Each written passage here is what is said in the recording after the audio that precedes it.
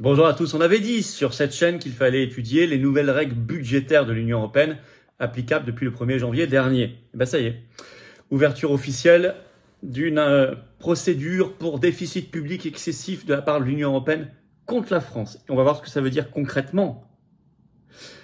Certains parlent même d'une mise sous tutelle de la France.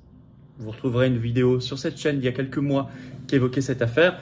Ça va être le grand sujet des semaines et mois qui viennent, ce chantage.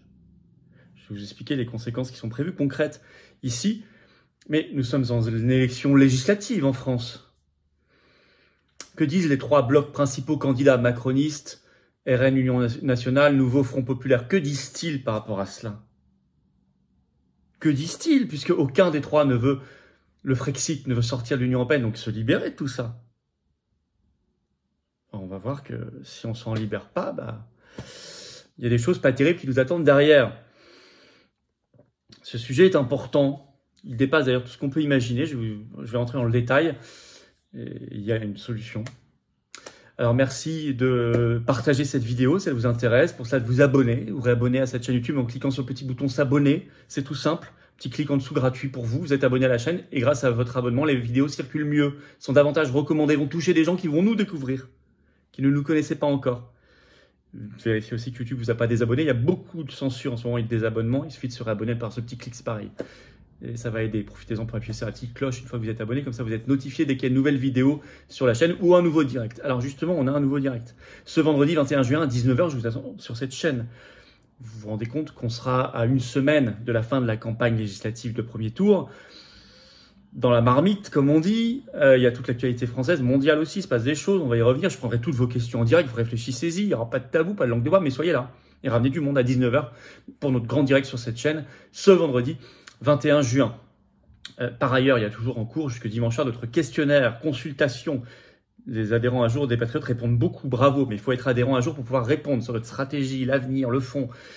Vous recevrez un mail, vérifiez vos spams aussi. Mais pour cela, il faut être adhérent à jour. Donc, soit vous êtes déjà, c'est bon. Soit vous réadhérez maintenant, soit vous êtes un nouvel adhérent et vous allez recevoir quand même. Bienvenue et bravo. Comment on fait pour adhérer, réadhérer? C'est le premier lien sous la vidéo en description. C'est un lien que j'ai mis également en commentaire épinglé, une petite fiche maintenant sur l'écran. Et en fin de vidéo, il y aura un lien sur l'écran, j'y reviendrai. Et entre autres avantages, pouvoir répondre à cette consultation en cours. Voilà. Écoutez, on y va. Alors, la France, bientôt sous tutelle de l'Union européenne. Que se passe-t-il? Comment se positionnent les candidats aux législatives? Alors, la procédure, dépêche AFP qui est tombée ce 19 juin, le titre « La France visée par une procédure européenne pour déficit public excessif ». Ça y est.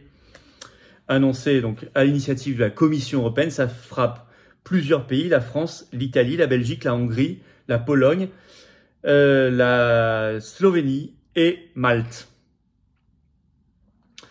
Alors, précise bien cette dépêche AFP que c'est l'application des règles réformées et réactivées cette année, puisqu'elles avaient été congelées pendant le Covid.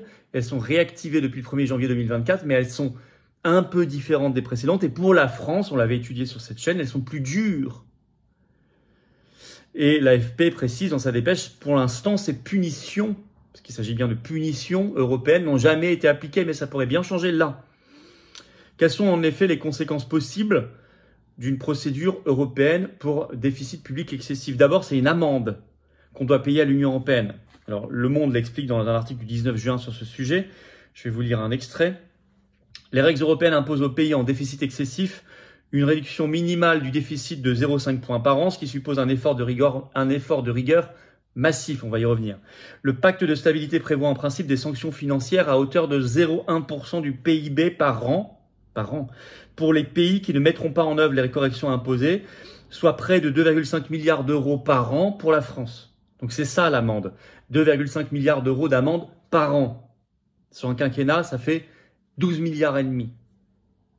0,1% du PIB. En plus, il faut, vous avez entendu, mettre en place des mesures correctrices. Et on sait ce que imposent ces mesures pour la France. Ça a été étudié, c'était dans un article, je vous en ai déjà parlé, il est toujours en ligne, d'Euractiv du 21 septembre 2023, qui étudie les nouvelles règles budgétaires qui s'appliquent depuis le 1er janvier 2024. Le titre « Règles budgétaires européennes », la France serait contrainte de faire 30 milliards d'euros d'économies par an, selon une étude faite par le groupe de réflexion Bruegel, qui juge lui-même que c'est la France qui est le pays le plus touché et que c'est complètement irréaliste.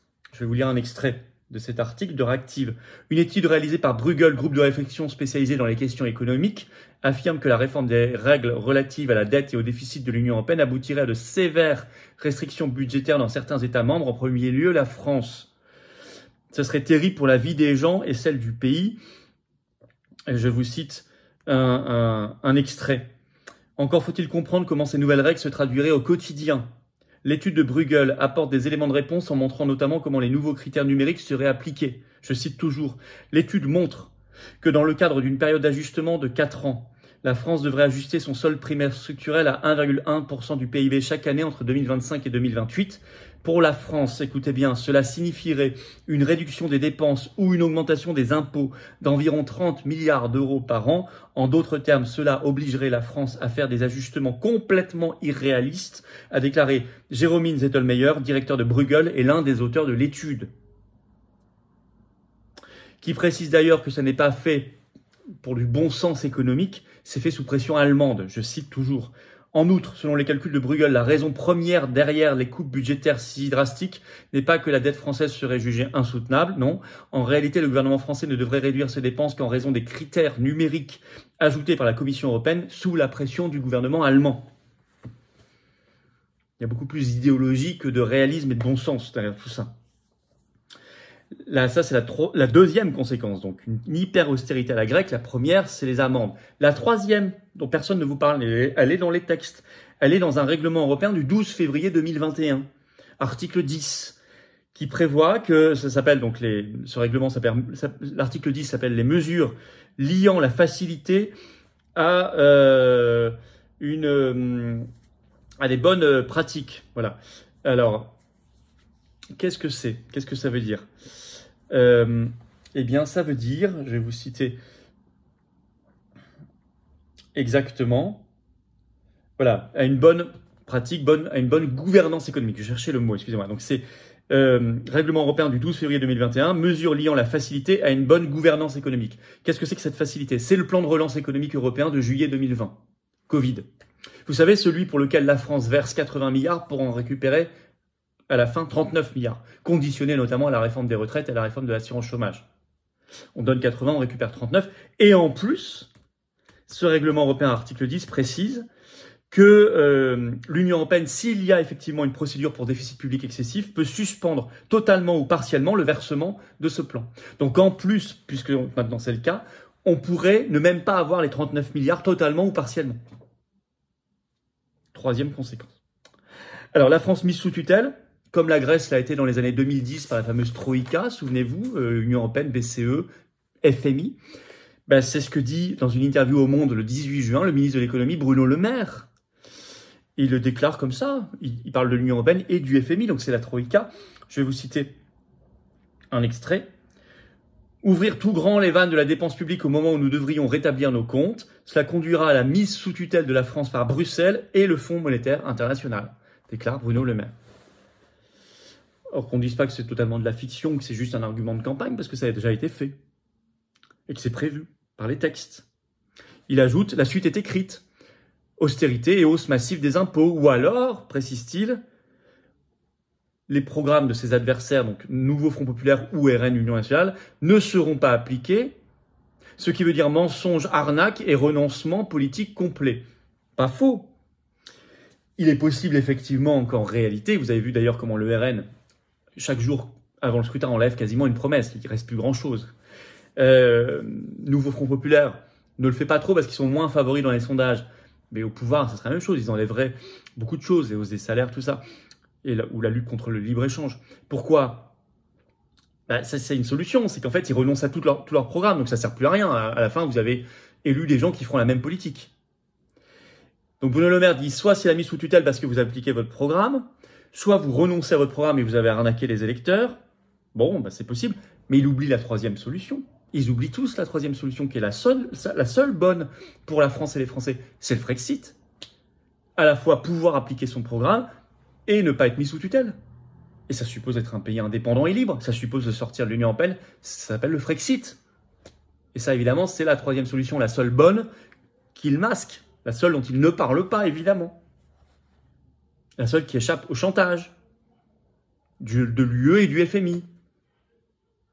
Par ailleurs, cette notion de France mise sous tutelle, mais la France est déjà sous tutelle d'une institution supranationale, au moins une, l'Union européenne, budgétaire, bien sûr, on le voit en ce moment. Puis en France, on a créé le Haut Conseil des finances publiques qui est chargé de surveiller que le budget réponde bien aux demandes de Bruxelles. Mis sous tutelle monétaire, c'est Total depuis l'euro. Mis sous tutelle commerciale, bien sûr, puisque c'est une compétence exclusive de l'Union européenne, etc. Mais, et puis on pourrait dire mis sous tutelle migratoire, diplomatique, etc. Mais attendez, là, qu'est-ce que ça veut dire en fait la différence? C'est qu'on irait encore plus loin parce qu'on ferait disparaître l'illusion démocratique. Il y aurait des cohortes de fonctionnaires du FMI ou de la Commission européenne ou de la Banque centrale européenne qui viendraient directement dans les ministères pour dire faites ça, ça, ça, ce qu'ils ont fait en Grèce dans les années 2010. Privatiser ça, supprimer un tiers de la retraite, vendez vos ports, vendez vos îles, votre patrimoine, etc., etc. Alors que disent, on sait ce que dit à peu près la Macronie, il faut oublier à Bruxelles, ok, mais que disent les deux blocs qui se présentent comme alternatives, Nouveau Front Populaire et RN, Union Nationale, que disent-ils sur ces menaces de Bruxelles, ce chantage? Rien pour l'instant, moi j'ai rien entendu. Puisque les deux refusent le Frexit, comment vont-ils répondre? Ça, c'est une vraie question qu'il faudrait leur poser en pleine campagne législative. C'est maintenant ou jamais. On la pose, nous. Posez-leur. Il faut pousser à ce grand moment de vérité, de clarification. L'histoire accélère. Chacun est au pied du mur. Voilà. Qu'est-ce que vous allez faire? C'est la grande actualité des semaines et des mois qui viennent, je vous l'annonce. Moi, je vous le dis ce qu'il faut faire. Un pays indépendant. Derrière, qui sera sérieux, on ne fera pas n'importe quoi, mais on pourra choisir nos priorités de politique publique, budgétaire. On pourra choisir. On pourra faire aussi les économies qu'on veut. On pourra faire les dépenses qu'on veut. On pourra choisir nos priorités. Ben oui, mais pour ça, il faut être libre. Et il faut avoir l'instrument monétaire aussi. Essentiel dans ce genre de situation. Avoir une nouvelle monnaie nationale, sortir de l'euro. Tout est cohérent. Et c'est ça qui débouche l'avenir, qui crée un avenir, un projet national, un beau projet. Merci de partager la vidéo. Pour cela, de vous abonner ou réabonner à cette chaîne YouTube en cliquant sur s'abonner. Petit clic en dessous gratuit pour vous. Ou réabonnez-vous. Si YouTube vous a désabonné, vérifiez. Très important, je vous en remercie. Les vidéos seront plus virales grâce à votre abonnement ou réabonnement à la chaîne, qui pour vous n'est qu'un clic gratuit. Et puis, on se retrouve en direct à 19h ce vendredi 21 juin sur cette chaîne. Gros direct. Je vais découvrir vos questions. Je pense que vous manquez pas d'imagination. Il n'y a pas de tabou. On sera là, sur tous les sujets, ça et tout le reste, bien sûr. Et actuellement, notre grande consultation jusqu'à dimanche 18h pour tous les adhérents à jour des Patriotes. Donc, soyez adhérents pour répondre. Vous pouvez encore être adhérent, vous recevrez un lien, ou réadhérent, vous remettre à jour. Voilà, vous recevrez un mail. Vérifiez aussi vos spams, bien sûr, ça peut arriver dans les spams. Vous avez un lien utilisable une fois, non diffusable. Enfin, c'est vraiment vous, une consultation très importante. Et puis, je vous attends. Voilà, je vous attends, Patriotes. Vous pouvez adhérer donc pour ça. Et puis aussi pour défendre des belles valeurs, rejoindre un grand mouvement de résistance, ou réadhérer si vous n'êtes plus à jour, ou faire un don au mouvement pour nous aider à financer toutes nos actions, l'éducation populaire qui vient, le bloc souverainiste à créer, consolider nos actions de manifestation, d'actions coup de poing, financer les européennes qui nous ont coûté 1 million et qui ne sont pas remboursées parce qu'on n'a pas fait les 3%, et tout le reste, et les élections qui vont arriver. À mon avis, cette assemblée durera 1 an maximum, il y aura une nouvelle dissolution, il faudra être prêt. Plein de choses arrivent, la présidentielle, plein de choses. Faites un don si vous le pouvez au mouvement, on n'a plus d'aide publique, on n'avait pas grand-chose, on n'a plus rien. Et avec la dissolution, et on n'a pas les aides des banques, les copains, du système qu'on voit partout. Pas nous, c'est la résistance anti-oligarchique. Adhésion, réadhésion, don, c'est défiscaliser aux 2/3 de vos impôts, profitez-en, en plus faites baisser vos impôts, en adhérant, réadhérant ou en donnant au mouvement. Comment on fait pour adhérer, réadhérer? Je vous l'ai dit, c'est premier lien sous la vidéo en description, en commentaire épinglé également, et dans quelques secondes, un lien sur l'écran. Faire un don au mouvement, c'est le deuxième lien sous la vidéo en description, et tous ces liens sur notre site les-patriotes.fr, bien sûr. Voilà. Bravo aux donateurs, aux réadhérents, bienvenue aux nouveaux adhérents patriotes. Vive la France!